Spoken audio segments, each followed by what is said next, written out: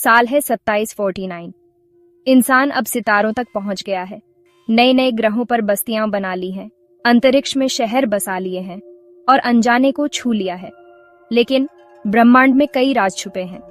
ऐसा ही एक राज छुपा था मिल्की वे के पर्सियस आर्म में। एक ग्रह खामोशी में डूबा हुआ, इसका नाम था जाकीर। एक नाम जो अंतरिक्ष की हवाओं में फुसफुसाया जाता था। जाकीर की खोज गलती से हुई। एक भटका हुआ सिग्नल, कमजोर लेकिन लगातार। ये बनावटी था, इसमें कोई शक नहीं, लेकिन इसमें कोई संदेश नहीं था, कोई जानकारी नहीं, बस एक लयबद्ध धड़कन, जैसे अंतरिक्ष में धड़कता हुआ दिल। उत्सुक होकर इंसानों ने इस खामोश दुनिया की ओर देखा। दूरबीनों ने जाकीर के चमकते शहरों और फैले हुए नजारों को दिखाया, लेकिन कुछ गड़बड़ थी। जिंदगी का कोई निशान नहीं था, कोई भीड़ भाड़ नहीं, कोई उड़ते हुए वाहन नहीं, बस खामोशी। ये खामोशी बेचैन करने वाली थी। ये एक रहस्य की बात करती थी, एक कहानी जो सुनाई जाने का इंतजार कर रही थी, एक कहानी जिसे सुनने के लिए इंसान बेताब थे। इस तरह जाकीर तक पहुंचने का मिशन शुरू हुआ, खामोशी का पर्दा हटाने और खामोश ग्रह के पीछे की सच्चाई का पता लगाने के लिए। इंसानियत ने अपनी सांसें थाम लीं, इस उम्मीद में कि अंतरिक्ष से आने वाली फुसफुसाहट अपने राज खोल देगी। उम्मीदों का बोझ साइलेंस मिशन 9 टीम के कंधों पर था। ये चुनिंदा लोग थे जो अनजान में कदम रखने वाले थे। टीम में इंसानियत के सबसे बेहतरीन लोग शामिल थे। डॉक्टर अन्या शर्मा, मिशन कमांडर, एक अनुभवी अंतरिक्ष यात्री और खगोल भौतिकीविद थीं। उनकी आंखों में एक दृढ़ निश्चय दिखता था, ज्ञान की प्यास जो बहुत तेज थी। उनके साथ थे डॉक्टर जियान ली, एक गंभीर इतिहासकार और भाषाविद, जिनका दिमाग प्राचीन संस्कृतियों और भूली हुई भाषाओं का खजाना था, और डॉक्टर माया रोड्रिगेज, एक प्रतिभाशाली एक्सोबायोलॉजिस्ट, जिनके युवा उत्साह को एक वैज्ञानिक की पैनी नजर ने संतुलित किया था। उनका जहाज ऑडिसी इंजीनियरिंग का एक चमत्कार था। नवीनतम तकनीक से लैस ये अनजान की ओर उनका रथ था।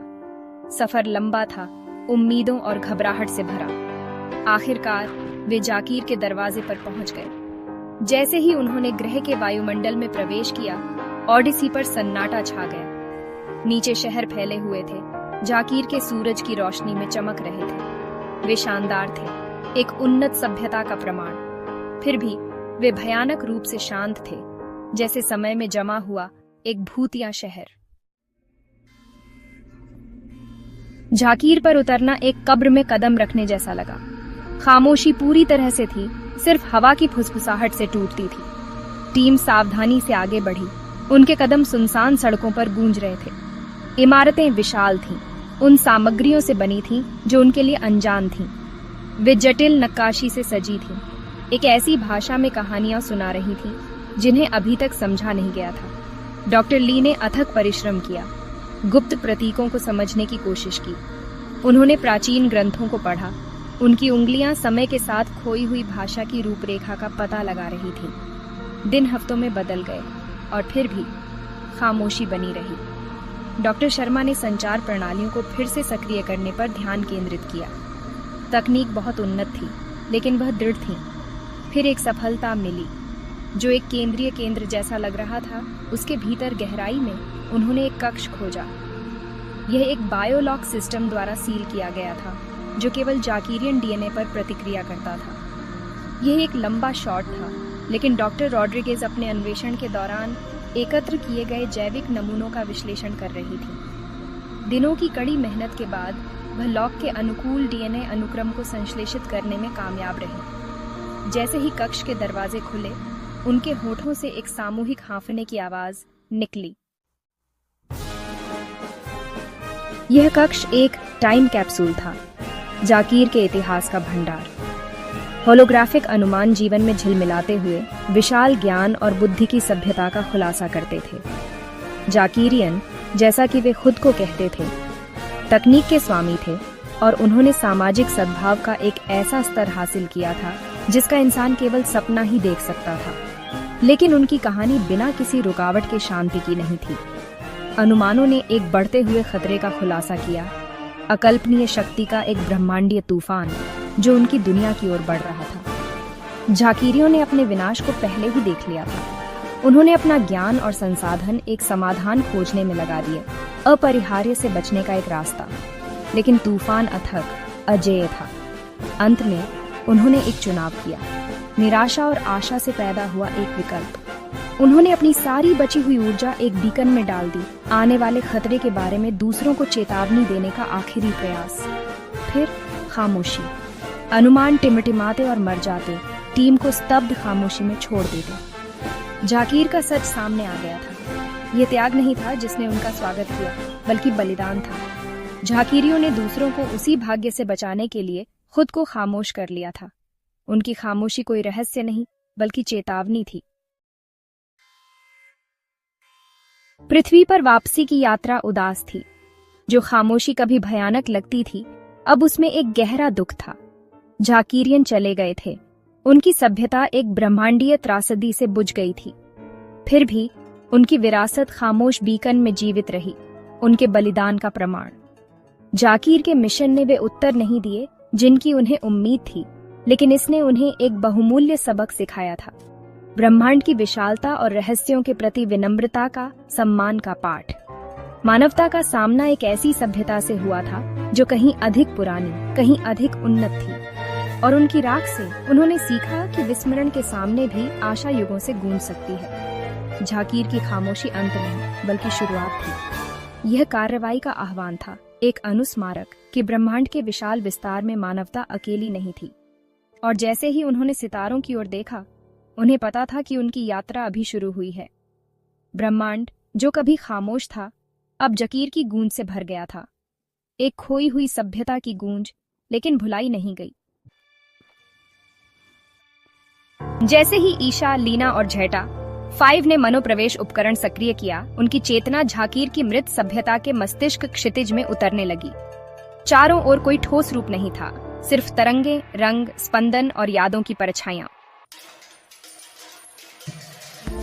यह कोई स्मृति नहीं, ये एक जीवित आत्मा है, मरकर भी मौन में जी रही है। एक आकृति सामने आई, नीली रोशनी से बनी, आंखें बंद किए हुए। यह था वो एक जाकीर का अंतिम संरक्षक, मौन का रखवाला। उसने बिना बोले संवाद किया, भावनाओं की लहरों से। हमने मौन में ईश्वर को पाया था। जब तुम आए, तुमने हमें शब्दों में तोड़ दिया। तुम्हारे शोर से हमारी चेतना दरक गई और हम मिट गए।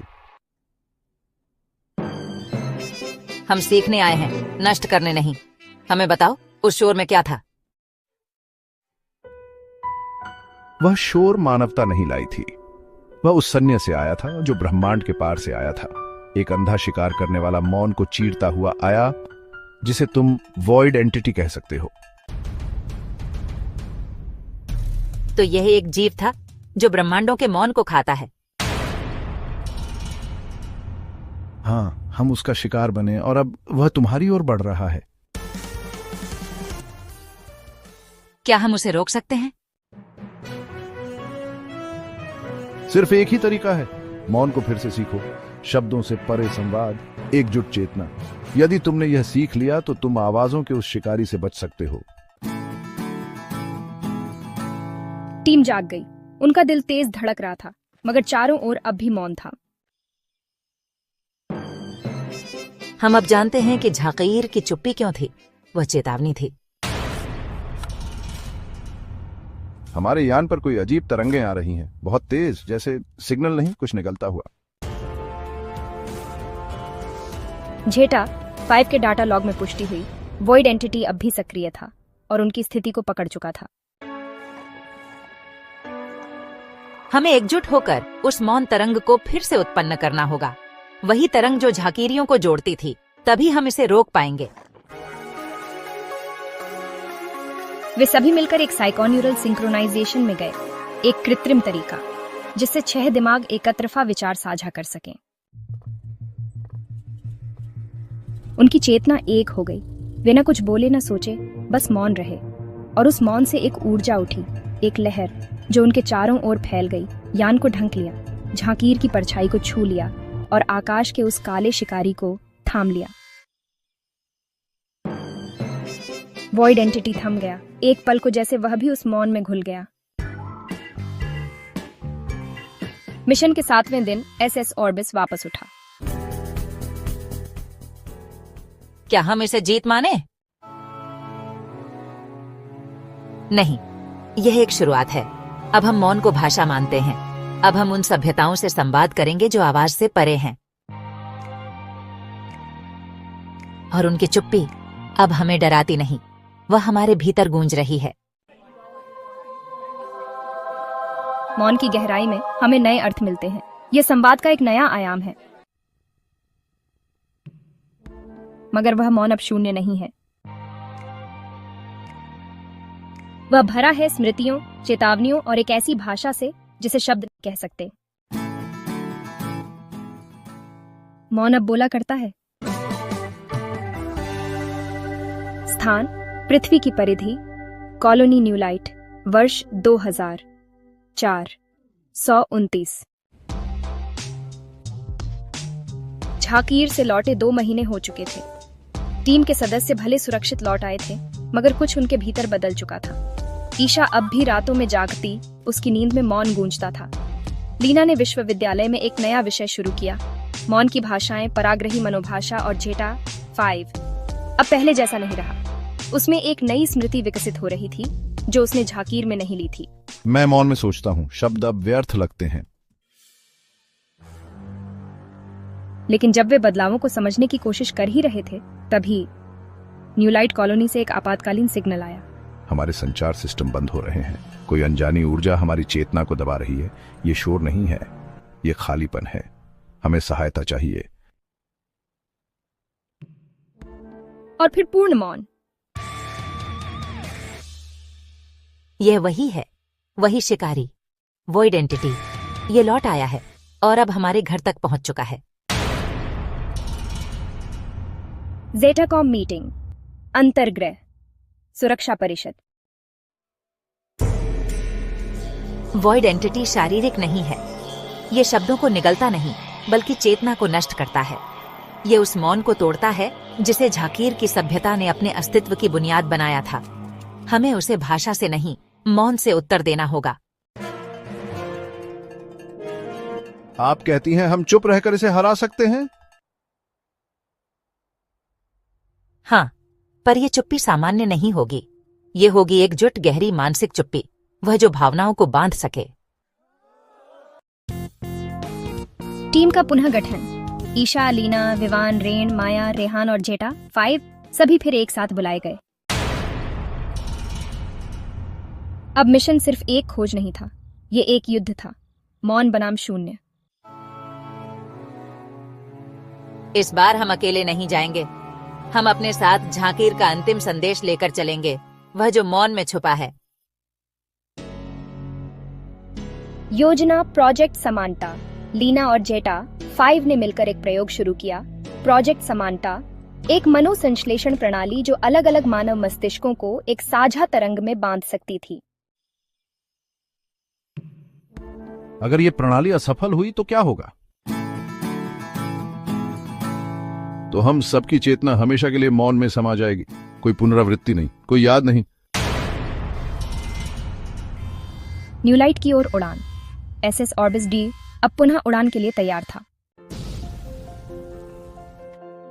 लेकिन इस बार वे ज्ञान के साथ, झाकीर की चेतना के साथ और एक नई भाषा मौनी के साथ निकले थे। हमने शोर में जीना सीखा है, अब हमें मौन में मरना भी आना चाहिए, तभी शायद हम बच सकें। अंतिम अंश, मौन में अनंतता।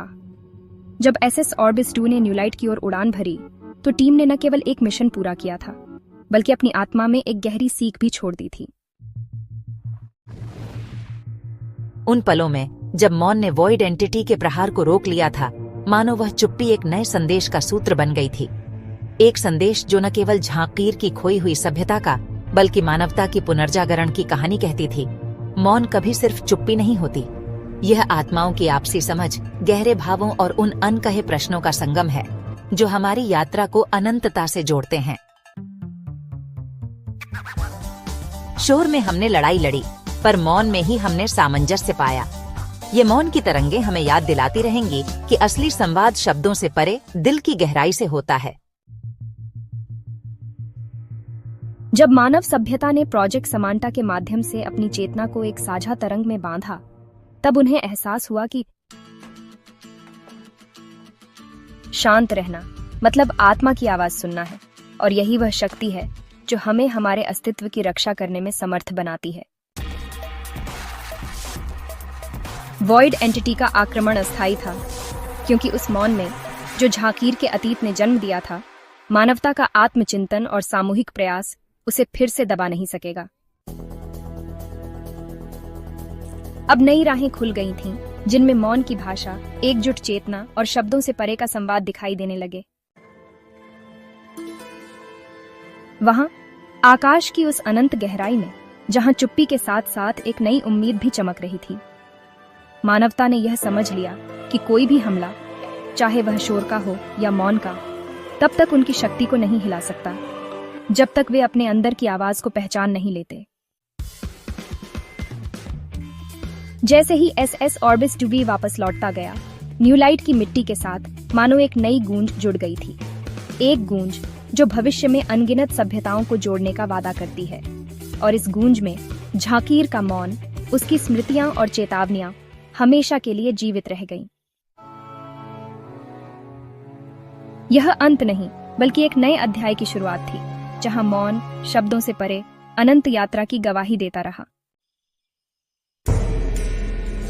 समाप्त। इस भावपूर्ण समाप्ति के साथ द साइलेंस ऑफ झाकीर अपने पाठकों को याद दिलाता है कि कभी कभी चुप्पी में छुपी होती है सबसे गहरी कहानी, एक कहानी जो आत्मा से जुड़ती है और हमें अनंतताओं की ओर ले जाती है।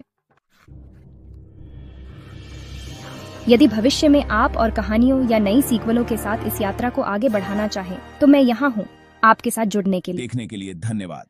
अगर आपको ये वीडियो पसंद आया हो तो इसे लाइक करें, अपनी राय नीचे कमेंट्स में शेयर करें, इस वीडियो को अपने दोस्तों और परिवार के साथ शेयर करें, और ज्यादा रोमांचक कंटेंट के लिए सब्सक्राइब करना न भूलें। नोटिफिकेशन बेल को जरूर दबाएं। आपके समर्थन के लिए धन्यवाद। अगले वीडियो में मिलते हैं।